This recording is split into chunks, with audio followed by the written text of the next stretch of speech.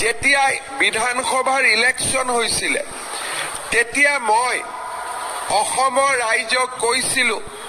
যে আমাৰ চৰকাৰ আহিলে আমি 1 লাখ লৰা ছোৱালীক চৰকাৰী চাকৰি দিম বিৰোধীয়ে মোক উপলুঙা কৰিছিলে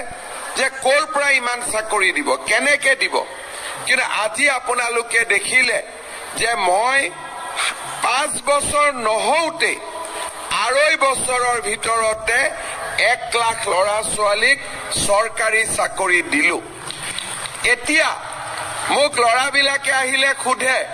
যে দাদা পুলিচৰ দৌৰা কেতিয়া হ'ব আকৌ মই কৈছো যে আমি আকৌ এবাৰ পুলিচৰ ইন্টাৰভিউ পাতিম জুলাই মাহত আৰু 1 লাখ চৰকাৰী চাকৰি আগতে দিলো এতিয়া নতুনকৈ আমি আৰু 50,000 লৰা ছোৱালীক চৰকাৰী চাকৰি দিম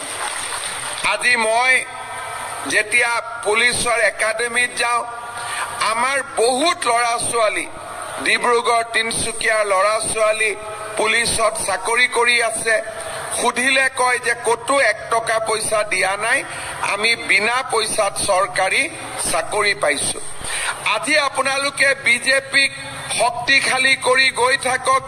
আমি এনেকে আপোনাৰ লৰা ছোৱালীক আমি চৰকাৰী চাকৰি ব্যৱসায়ৰ সুবিধা আমি কৰি দি গৈ থাকিম কোনো দালালক 1 টকাও ঘোষ দিব নালাগে 1 টকাও ঘোষ নিদিয়াকৈ আমি অসমৰ লৰা ছোৱালীক চৰকাৰী চাকৰিৰ ব্যৱস্থা কৰিম